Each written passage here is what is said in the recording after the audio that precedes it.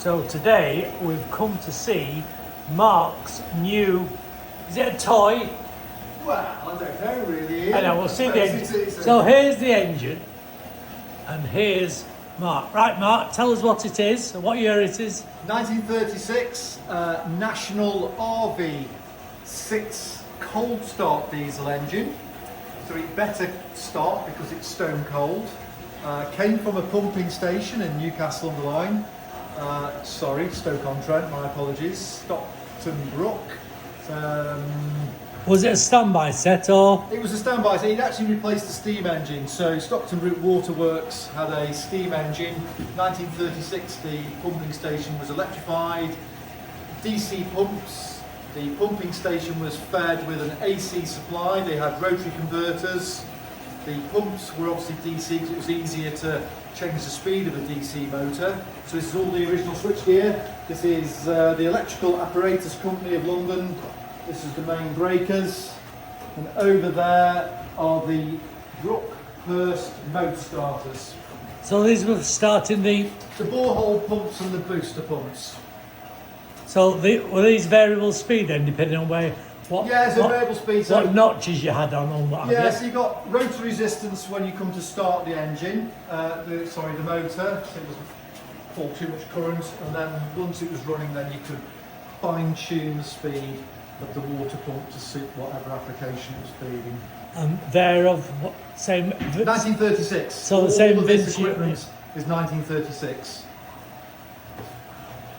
Oh, very nice, very pretty. They were pretty poor. Right, come on, the engine now. We come to see the other bits. Engine. The other bits are very nice. Dry sump engine. There's the governor.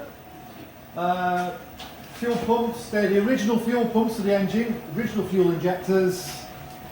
Individual heads. Let the cameraman past. And they're interesting in the respect because it's 1936. The fuel pumps are CAV Bosch, because then I think they were a Bosch design, weren't they, in those days? Yeah, the Bosch, CV Bosch injectors as well. Water-cooled exhaust. Rocker gear for the exhaust valve is pressure lubricated. Yeah, the valves, this is the exhaust side. Yeah. And the air's on the other, and the horizontal valves. Yep, air inlet valve is actually in a valve cage, and the air inlet valve rockers is lubricated with a worsted wick, so total loss lubrication on the air inlet. Twin cam, so here's the timing gears, one underneath there, one on the other side. Air starter motor, so the only thing that we've had to do on this engine is the air starter motor, and it didn't work. Oh, it switch. Oh, it's is it Ravel? Ravel. And if you turn your camera to your right, Ian, you'll see the man that fixed this. So this is the Elliot. This is Elliot. Elliot fixed the air starter motor. I'd like to get So that if in. you've got an air starter motor that needs fixing, he is the man. He is the man. So it's worn out, and Elliot has very skillfully remachined the blades and the housing. The original air receiver, which is a riveted variety. It's lost 0.5 millimetre since 1936. That's gone through its 10 yearly. It's a good volume one, a good capacity one, isn't it? Yeah. Originally it ran at 275 psi, but we just run it at 250. Right, come on, let's see some action.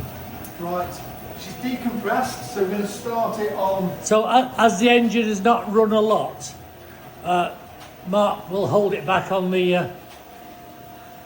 So these engines were sold as a cold start diesel engine, and it's cold. So we'll see what happens.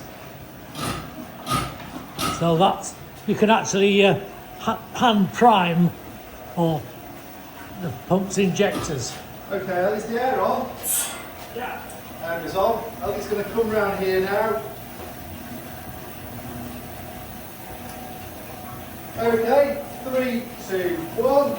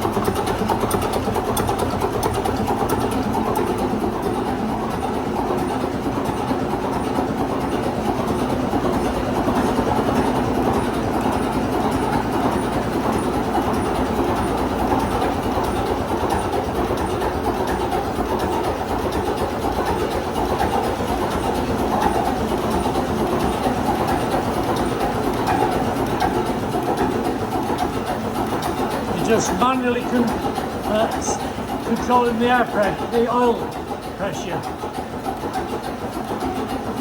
It would normally run at 600 and we're running at, well, just 200 because this is only its second, third, fourth run.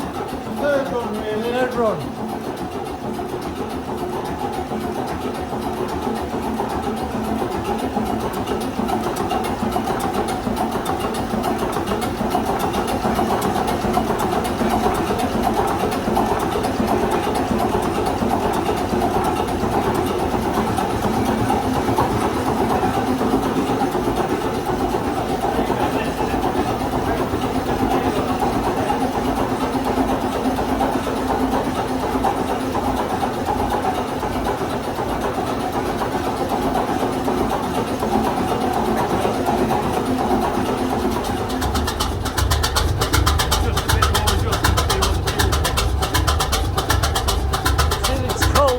An exhaust. It's not like a gardener.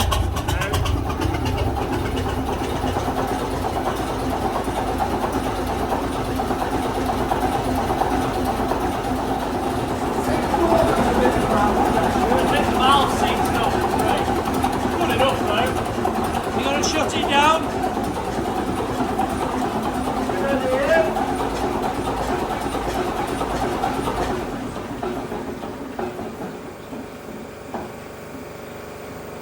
Ooh, it rocks nicely, that's always a good sign. Yeah, no. Thank you very much. It was a very grubby engine. The fact that, in fact, that saved it. It was the dirtiest engine we've ever removed. It was an overall destroyer. Well, you did enjoy it. Yeah, it was all right. It came out the front door. We had to strip it down, entablature, bed plates, cast iron bed plates. In fact, that had to go on its side to come out the doorway. Sounds a bit of a mechanical challenge, was it? Get it out through the front door of the pumping station. But really, the only issue that we've had with this engine was the air starter motor. That is it. And thanks to this gentleman here, Elliot, yeah, who is now, is he the world authority on them? Yeah, well, on that particular one now. so Yeah, that's the problem. We're all experts on obsolete engines. yeah. So if you got to it from 1930, So There's no real demand for your skills. demand. So what we'd like to know is, does anybody know if there is another RV? They did them as a 3-cylinder and a 6-cylinder. Does anybody know if there's another engine? Because we don't know. Are you looking out for another one? No, we don't want to know. No. We One's more than enough. Yeah, because at the moment we're just bragging that this is the last one in the UK. A bit like the market salesman. That's it. And the market stall. The very last one. The very last one, and if somebody finds another one, then we'll have to scrap all the mugs that we've had printed. But don't worry. Anyhow, well done, kid. Where's he gone now? It started. Is he Cambridgeshire? Is he No, wanted? he's just wiping all the oil down. He's not wanted by the authorities, is he? No. Well, then we're going to paint. We're going to deal with all the oil leaks, which might be a bit of a battle with an English-built engine, and then we'll give it a top coat of Potteries Waterworks Maroon. Lovely. Authentic. Thank you.